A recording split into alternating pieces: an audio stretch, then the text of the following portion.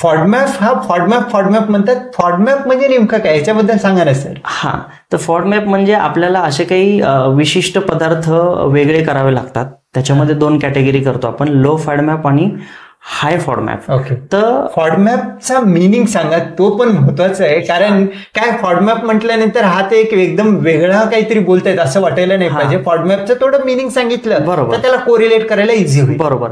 फॉडमॅपचं simple meaning जर म्हटलं तर आपण जे पदार्थ खातो रुटीन लाईफमध्ये, त्या पदार्थामधून काही वेगवेगळ्या प्रकारची साखर रिलीज होत असते आपल्या शरीरामध्ये, आणि त्या साखरेचं एक वर्गीकरण असतं, एक विशिष्ट वेगवेगळ्या प्रकारचे, जसं आपण फ्रक्टोज, लॅक्टोज, ग्लुकोज वगैरे असे जे काही साखरेचे वेगवेगळे प्रकार आहेत, त्या प्रकारालाच आपण फॉडमॅप असं म्हणतो.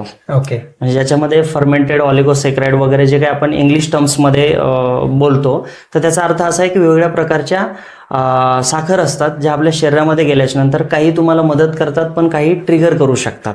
तर त्याचं वर्गीकरण करून आपल्याला तुमच्या लक्षणानुसार त्याच्यामध्ये बदल केले किंवा काही एलिमिनेशन केलं, पार्शियली एलिमिनेशन, काही प्रमाणात फुल्ली एलिमिनेशन, तर हे सगळं एलिमिनेशन केल्याच्या नंतर तुम्हाला त्या सिम्पटम्समध्ये बदल बघायला मिळू शकतात. एकंदरीत हा फॉडमॅपचे जे काही कार्बोहायड्रेट आहे छोट्या आतडीमध्ये गेल्यानंतर आयबीएसच्या पर्टिक्युलर पेशंट, सगळ्यांसाठी नाही, आयबीएसच्या पर्टिक्युलर पेशंटमध्ये प्रॉपर डायजेस्ट होत नाही आणि ते तसंच मोठ्या आतडीमध्ये जाऊन फर्मेंट होऊन तिथून ब्लोटिंग, गॅसेस, पेन, डिस्टर्बन्स तयार होतात. म्हणून हे फॉडमॅप डाएट काय आहे किंवा फॉडमॅप कंटेनिंग कोणते प्रोडक्ट आहेत हे आयडेंटिफाय करणं डायटिशियनचं मेजर रोल असं म्हणूयात कसं. अगदी बरोबर. कारण ते कसं असतं, जनरल पेक्षा सगळ्यात जास्त महत्वाची गोष्ट आहे की जेव्हा पेशंट समोर येतो तर प्रत्येक पेशंटचे सिम्पटम्स हे किंवा हे खूप याच्यामध्ये खूप व्हेरिएशन आपल्याला बघायला मिळतं आणि त्यांचं लाईफस्टाईल बघूनच आपण सांगू शकतो की खरंच एखादा पदार्थ त्यांना ट्रिगर करतोय की नाही करतोय. Okay okay.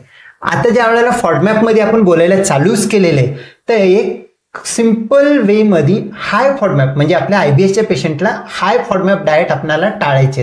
तर हाय फॉडमॅप मध्ये घरगुती जे काय आपण खातोय अशा गोष्टीमध्ये कोणते डाएट असतात ह्याच्याबद्दल थोडंफार तुम्ही माहिती देऊ शकाल तर बरं राहील. नक्कीच नक्कीच. तर याच्यामध्ये प्रामुख्याने वीट किंवा बार्ले वगैरे जे गहू किंवा बार्ली, तर हे 2 पदार्थ आहेत जे मेजर डिस्टर्बन्सेस क्रिएट करतात. आपल्या तर महाराष्ट्रीयन म्हटल्यानंतर चपाती तर आपल्याला रोज पाहिजे, नाही तर इकडे उपमा पाहिजे, नाही तर इकडे शिरा पाहिजे, सगळं गव्हाचंच अन्न आहे. बरोबर. म्हणजे गहू हा एक महत्वाचा फॅक्टर आहे, त्याचा हाय फॉडमॅप असण्याची शक्यता राहतं. बरोबर बरोबर.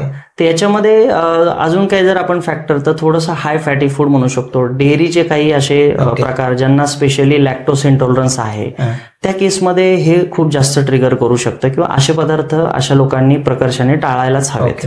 ओके. आणखीन काही फॉडमॅप मध्ये अजून काही भाज्यांचे प्रकार आहेत, फळांचे प्रकार आहेत. जसं आपण आता ऍपलचंही त्याच्यामध्ये वर्गीकरण करू शकतो. भाज्यांमध्ये जर म्हटलं आपण बीन्स वगैरे आहे, कॉलीफ्लावर आहे, वांग बटाटाही त्याच्यामध्येच आपण त्याला जनरली कॅल्क्युलेट करतो. तर अशा काही भाज्या आहेत ज्या तुम्हाला डिस्टर्बन्स क्रिएट करू शकतात किंवा तुमच्या लक्षणामध्ये अजून वाढ करू शकतात. ओके. आता हाय फॉडमॅप अवॉइड करण्यासारखे काही गोष्टी सांगितले, त्याचसोबत तुमचे फास्ट फूड आहे, कार्बोहायड्रेट ड्रिंक्स आहे, स्मोकिंग आहे, अल्कोहोल आहे, या सगळ्या गोष्टी अवॉइड करायला पाहिजे जेणेकरून गट अननेसेसरी सेन्सिटिव्ह व्हायला नाही पाहिजे. बरोबर. आता त्याचप्रमाणे मध्ये जे काही एखाद्या आयबीएसच्या पेशंटला सूट होईल असे लो फॉडमॅपचे फूड कोणते असतात? हा, त्याच्यामध्ये स्पेशली जे आपण दैनंदिन जीवनामध्ये किमान 2 वेळा आपल्या खाण्यामध्ये येतात अशा गोष्टी ज्या असतात, जसं भाज्यांचं आपण जर बघितलं तर वेलीवरच्या भाज्यांना आपण प्राधान्य दिले पाहिजे. ज्याच्यामध्ये भोपळा आहे, दोडका आहे, घोसावळ्या आहेत किंवा इतर ज्या गोष्टी आहेत, तर भेंडी आहे. तर अशा भाज्यांचा समावेश जर तुम्ही रेग्युलरली केला तर त्यांनी पण तुम्हाला लक्षणात बऱ्यापैकी रिलीफ मिळू शकतो. दुसरी गोष्ट, काही असे फ्रूट्स आहेत जसं आपण बनाना म्हणू शकतो, तर असे फळं जे आहेत हे तुम्हाला अजून जास्त मदत करतात त्याच्यामध्ये. डाळिंब आहे, भाकर, ज्वारीची भाकरी आहे, बाजरीची भाकरी आहे, नाचणी तुम्ही वापरू शकता. तर अशा अनेक गोष्टी तुम्ही तुमच्या आहारात घेऊ शकता. आणि जो ट्रिगर पॉईंट आपण डिस्कस केला तर त्यामध्ये काही पेशंटमध्ये असंही बघायला मिळतं की कडधान्याचा अतिवापर केल्याने हे सिम्पटम्स वाढतात. तर थोडं कडधान्याचं योग्य आणि जपून जर वापर केला तुमच्या आहारामध्ये, कारण डेफिनेटली कडधान्यामध्ये प्रोटीनचा सोर्स असल्यामुळे आपण ते इन्क्लूड करण्याचा आपण प्रयत्न करतो, परंतु कधी कधी त्याचं प्रमाण एक्सेस होतं किंवा आपल्या शरीराप्रमाणे ते नसतं.